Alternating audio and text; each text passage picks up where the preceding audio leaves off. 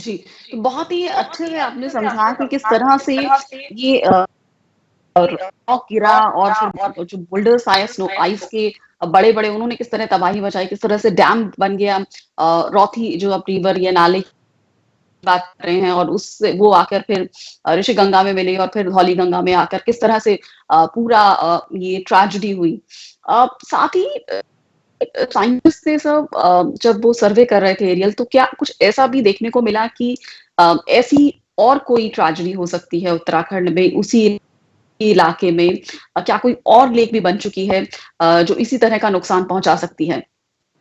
Uh, this is a very good question, and you know that Himalayan region is so big, starting in the northwest and up to northeast, 2,500 kilometer stage and 300 kilometer width. That entire mass, that entire area, that estimated number of total glaciers in Indian Himalayan region is more than 10,000. Even in Uttarakhand itself, we are the number of glaciers are more than 1,000.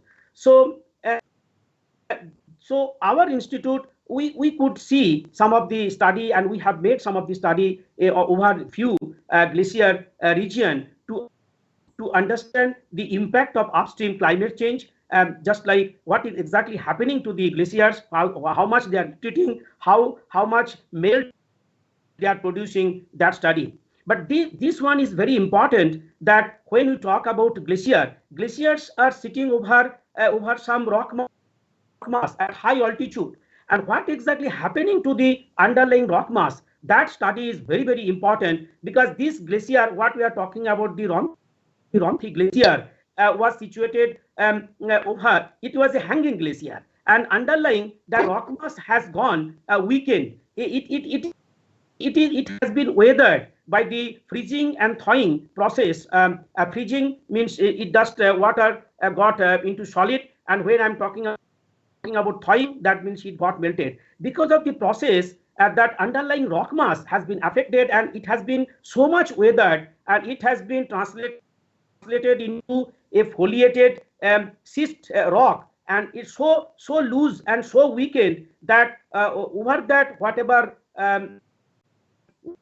glaciers was sitting might be over that another form of recently snow has created some sort of triggering. So this underlying rock was weakened and weathered so much that when it fell down, it was broken into pieces, not only pieces, it broken into very small particles. So you can understand how much weather has gone, and we can see that weathered rock mass as well as big boulder. So this important question what you have asked, that from our institute we have studied over a small area, but always I say the studying glaciers into the Himalayan region is not so easy. It occurs at a very, it forms at a very high altitude, and mostly these regions are inaccessible. So we need to understand, we have not done fully. So we cannot categorically state that another type of situation may happen somewhere unless we our data,